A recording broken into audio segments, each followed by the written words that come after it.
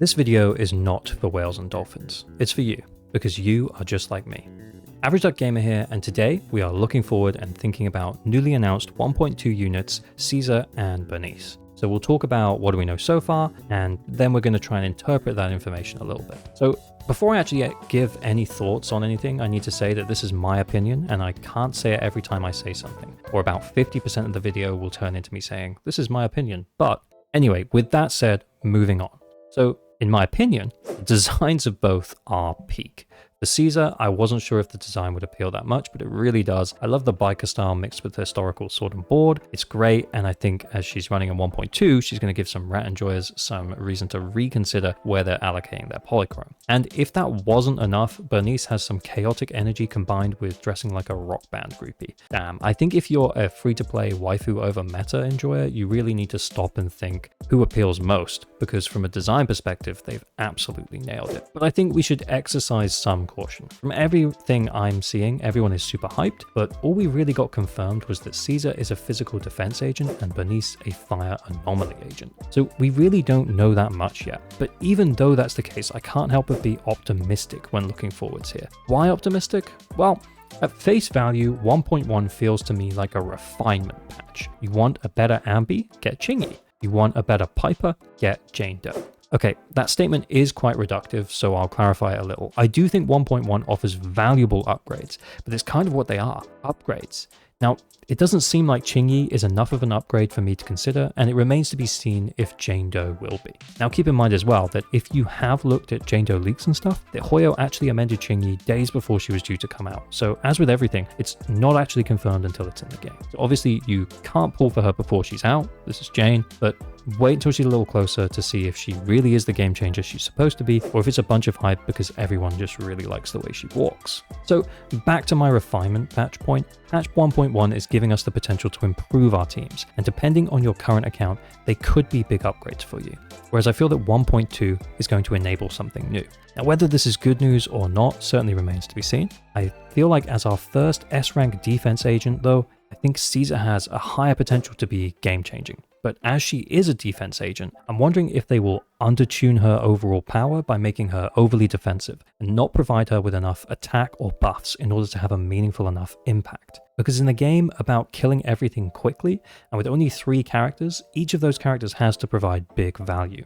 I really hope that doesn't happen though, and that we actually see what an S-rank defense agent could be capable of. Now, this is a bit pie in the sky, but if I were just going to take a shot in the dark on her kit, I think the shield is going to play a big part in her attack and provide short-term protection and buffs to the on-field character, maybe after she does her EX special attack. I also wouldn't be surprised if she has a pretty decent days multipliers so that Caesar herself can function as a stunner and therefore free up that slot to fit her in. I imagine then she'll be kind of a cross between a support and stun agent, giving more flexibility. Of course, this is complete speculation, so let me know how wrong you think I am down below. I think if she's going to buff any particular element, I would think that this would likely be physical or fire. Physical because she is a physical unit herself, or fire because Sons of Kaladin look like they're shaping up to have 3 fire units, in Lucy, Burnice, and Lyta. Don't worry, we'll talk about Lyta later in the video. Before we move on to talking about Bernice, I would just like to remind you that you're probably not subscribed. Liking and subscribing is the best way to show small creators like me your support. Thank you so much for all the support so far. I really, really appreciate it. So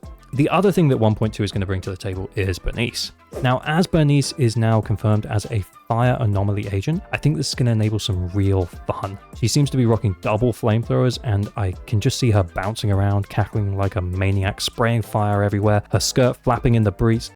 Sorry, I got distracted for a moment there. Anyway, it just sounds so enjoyable. It's a game, guys. It's meant to be fun. In terms of shooting in the dark for her kit, as she's bringing a new element into Anomaly, I don't think she has to do anything too special. I imagine she may buff the burn in some way and therefore work really well though with other fire units. So Soldier 11 fans, rejoice. So now that we've talked about the characters, let's circle back around to 1.1 being a refinement patch. I think pulling in 1.1 is going to allow you to improve on your existing teams, which is not a bad thing at all. But I think pulling in 1.2 may enable some completely new stuff. Now with new stuff, sometimes it may be good, sometimes maybe not so good. And I think the biggest potential for them to mess up is with Caesar, because her stuff is the newest of stuff. With Bernice, we have other S-rank anomaly agents. Grace is in right now, and her kit is pretty great, and Jane Doe is on the way. If she's similar to them, she will probably also be pretty great, so they know how to scale her. With Caesar, there's a real potential to either over or undercook, so as much as I think she's the most exciting upcoming agent, it's not necessarily because I believe that she's definitely going to be good. It's mostly that I'm excited for her to understand how Hoyo sees defense agents functioning in this game.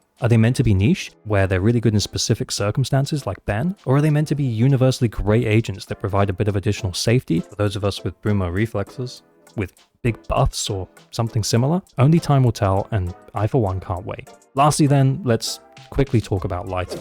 I'm guessing he'll be revealed a few hours after this video goes up, so I'll keep this part short, and based on what I've seen from Caesar and Bernice, he's almost definitely the A rank in 1.2, although that's not yet confirmed. He will be fire because his name is Leiter, come on, and I still think, as per my original guess in my upcoming characters video, that he'll be an attack agent. I imagine he'll be pretty good when used correctly, kind of like Anton, but there will be better agents that can fill his role. The only way that he could be an S rank is if he doesn't release in patch 1.2 and instead releases in patch 1.3, which means we'd have a mixed patch, but that is how we started with Ellen and KQan, so it's not like there isn't precedent set for it. I personally just don't see it though. Hoyle will probably confirm in the coming days that Caesar and Bernice are the S ranks for 1.2 because they like money. I think they understand that the audience for this game is mostly male. But it's a shame for any husbando enjoyers out there, and by a shame, I mean an absolute barren wasteland. So with this information though, how does it affect my pulls? Well, fellow average luck gamers, I want to pull Jane because I like her vibe.